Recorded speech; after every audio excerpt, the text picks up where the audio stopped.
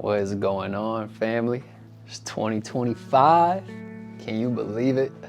It's crazy how fast time is moving. It literally feels like 2024 just started and now here we are, top of the year again. But I hope you enjoyed. Happy holidays too.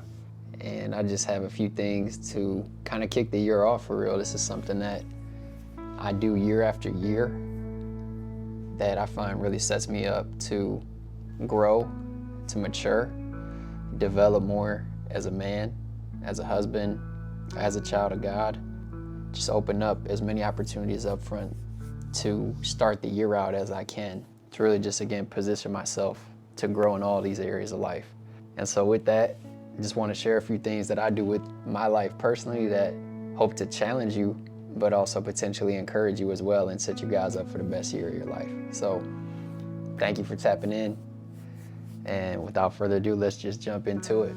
So with anything new, a new year, a new job, a new relationship, new house, new car, anything new, I feel like we naturally just grow excited. Whether it's for reasons of thinking that whatever the new thing is gonna be better than the old, or it's something new will just bring a new level that we can reach, some new excitement, joy, pleasure, a better life, a better situation than what we're currently in.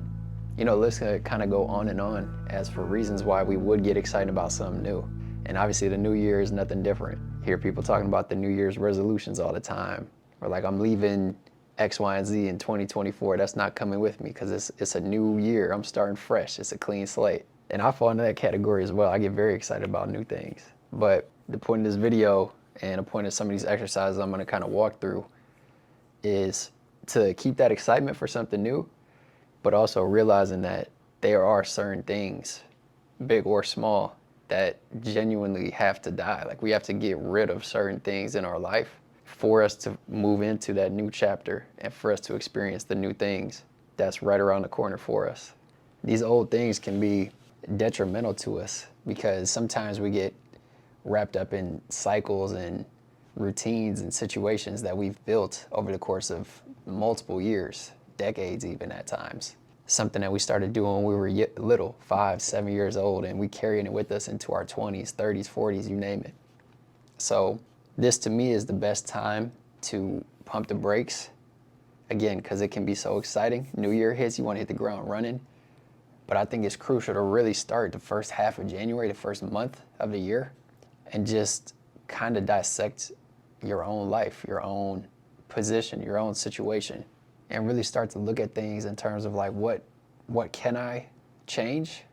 What can I stop doing that could potentially line me up to be in a better position at the end of the year than I am right now starting out?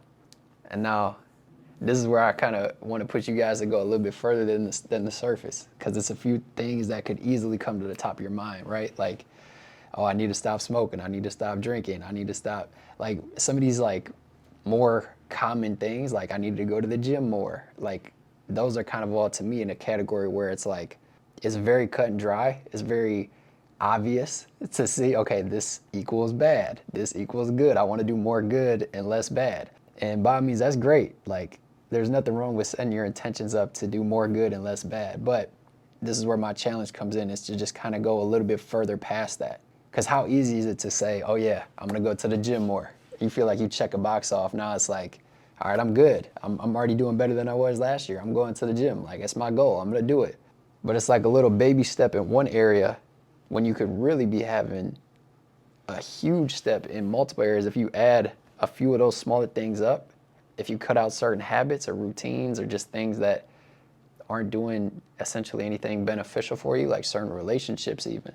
If you kind of pump the brakes on some of those and dissect those smaller things, they do start to add up. And instead of just taking one little baby step, feeling like you're on the right path, feeling like you're changing things for the better going into the new year, you can really make a lot of changes in multiple areas of your life that all add up.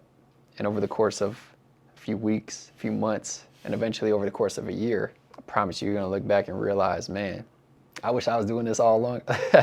Like, all along. Like, I wish I've been doing this for years. Like, how did I just now start doing this and living this like next level of life that I could have been living for a long time? And so practically what some of these kind of next level things that I'm kind of referring to I'll start with me personally, like some things that I had to look in the mirror and realize like, man, I got to spend less time doing that because I used them either as a crutch, a vice, a little getaway. You know, I was kind of using certain things over the course of my life that I didn't realize I was running to when I felt either anxious or worried or stressed or overwhelmed. Instead of focusing that and turning that into spending more time with God, getting closer to Him, His Word, prayer, worshiping, like that ultimately is going to bring you peace in all of those situations. But I didn't realize over the course of my life, I went to things like video games. I was a heavy gamer. I still like playing video games, don't get it wrong, but it was like my crutch. I would use it to go to, again, like I just outlined, if I was anxious, worried, depressed, you name it, like I'm going to that to comfort me. Or I'm going to sports. I turn on and watch football all day or watch basketball games or movies about documentaries about sports and athletes. And again, there's nothing wrong with those couple things specifically, but ultimately that can lead to a habit. Like I caught myself in a season where like every day I would get on a video game because there's like, it was like a daily, like if you go on once a day, you get to do like a reward. It was like every day you got to log in past a certain time and you get to spin this wheel, get a little reward. I'm like, all right. I'll factor that into my daily routine during a period of life where like, even if I was out all day working or busy doing something, like I'd still make sure before I went to sleep, I would log on like just to jump on and do that little reward. And it's like, again, I'm not like trying to down anybody that's a gamer, plays games or anything that even if you can relate to it, right? If your vice is like Netflix or social media, like you fill in the blank and use that where it applies. But for me to build that into my daily routine, even though I would easily go days and weeks of not praying, right? Not opening up the word, not worshiping, not trying to listen to a sermon every day. It's like that shift for me has happened over time where it's like, okay, no matter what, I had to get my little video games in every single day. But now it's like, man, I'm going to the Word of God before I spend time doing anything else in my day. And that reward has just been incredible. It's been life-changing. I feel like my spirit is just in the best place it's ever been. And it should hurt. You know what I mean? Let me be very clear with that. Because I cut back on video games and because I cut back on other certain things in my life with sports and entertainment and certain music and like different things like that I've kind of cut out of my life, relationships have been hindered as a result of that. And that's something I'm still kind of working through and dealing with to this day because I got so much love for a lot of people that I've spent a lot of my life with in those areas, and the relationships aren't necessarily what they used to be. But that's again why I want this challenge, and honestly it's my prayer and hope for you all that are listening to me to start to make some of these changes yourself, because you can either kind of lead by example and hope that certain people kind of tend to be attracted to or want to learn more, or like question like, yo, what changed? Like what's different? Like something's different about you. Like what's going on? And you can kind of lead by example that way and draw curiosity out of people because you've kind of switched from something that you used to be. But it is very difficult to do both. And this just kind of tying it back to the original kind of reference I used of somebody who's potentially starting to go to the gym in 2025. That's their New Year's goal. But if you're doing everything else in life the same, if you're just adding in 30 minutes to an hour of going to the gym, yeah, you might meet a new friend here or there.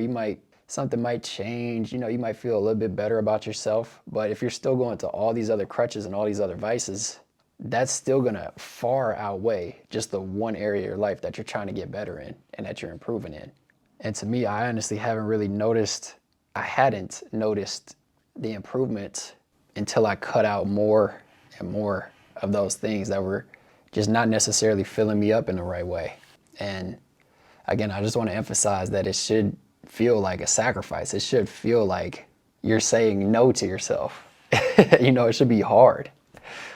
But I promise you, it's been an incredible journey just for me to like spend more time with God, also learn more about myself, like really looking in the mirror and realizing, okay, that's why I used to go to this, and this. Oh, when I get nervous, that's why I go to this, and this. Like You get to start to learn more about you and your flesh and what your flesh desires and why it leads you in certain directions. And there's no better feeling, I'm telling you guys, than being able to look at yourself and be like, no, I don't have to do that. You know, everything in you might urge you to slip or sin or do something just to feel better. Like, man, to be able to look at yourself and be like, no, we don't need that. I'm a different person now. I'm a different man now. I'm a different woman now. It just brings such a sense of assurance and faith and hope that, like, okay, if I can conquer this, if I can say no to myself about this, like these habits I had for 20 years, I'm looking back like, man, how did I break those? And in the moment, yes, it's very hard. Like I had sleepless nights. I had withdrawals from certain things. I had a lot of bodily, you know, your flesh gets in these habits and these routines and rhythms that's hard to break. But I'm telling you, once you get on the other side, it's like, it's such a freeing feeling. It's such a freeing feeling. And I know mainly my example is kind of related to men because that's just me personally, what I can relate to, like certain things that I would go to and that I know a lot of men are going to now. Like lusting after women on Instagram or social media, pornography, right? You name it. There's a lot of things that men go to and have gone to for years of their lives. I used to be one, nowhere near perfect, but I just want to encourage you all that there is another side to it. And to take it even a step further, outside of just kind of maybe taking some time to reflect or think about or analyze your own actions and reactions to certain things, I also want to invite you guys to a challenge of doing a fast with me. It doesn't have to be on the same timeline as me. I don't know when you might be watching this, and it might be in a different way, but I'm going to do a fast for a whole week. So I'm going to push my plate away. I'm also going to be pushing away entertainment, anything that I go to for pleasure, like social media, video games, TV, you name it. I'm pushing all that away to quiet the noise around me because we're in a world and life that's just so filled with distractions, so much going on at all times. Like I just want to put myself in a position to potentially hear something from God or get a direction for the year. And God whispers at times. So other times he can make a bold announcement. He could shake your spirit. He could fill the room. You feel his presence. But there is also other times where he could just be whispering. And we got so much noise around us, so much things going on in our mind because we're so distracted, so filled up with just all this stuff that we can't even hear him. And he's been trying to talk to us. He's been right here trying to whisper to you, but you got so much other stuff going on, you can't hear him. So if you're feeling led to, join me with that fast. So January 6th to the 12th, just 1 week. It's gonna be a hard one. It's gonna be a tough week, but at the same time, I think it should be difficult. We should put ourselves in these positions from time to time to focus on longer term gain. Just hear so many stories of people that during times of sacrificing something, they get one word, they get one vision, they get one dream or one relationship enters their life that changes everything. And it might not be that way just for you right now. Like maybe this fast happens, maybe you get to the other side of it, you feel like nothing changed. But then 6 months from now, you might look back on it and be like, oh, you know what? During that fast, I do remember I had a dream about that or I had a vision about this. So again, if you're feeling led, I would love for you guys to join me in that. I really have an amazing feeling about 2025. Personally, for me, my wife, my family, I'm really hoping and praying the same over you. Everybody who's listening in, watching me now, I really just have an amazing feeling for 2025. It's just very exciting to think about the potential and opportunity that lies ahead this year. And to me, there's no better way than starting it off with sacrificing a little bit for a short period of time to eventually and hopefully draw closer to God first and foremost, but additionally get vision, revelation for our life, our direction, God's calling on our life, what we're supposed to be doing, clarity for certain steps we should take and decisions we should make throughout the year. That's all I got for y'all. Again, Happy New Year. Appreciate you tapping in. And I'm looking forward to what this year's got in store for you and also for me and my family as well. But I love y'all. Again, thank you for being here. I'll be back after this fast, man. I'm gonna let you guys know how it goes. Until then, peace.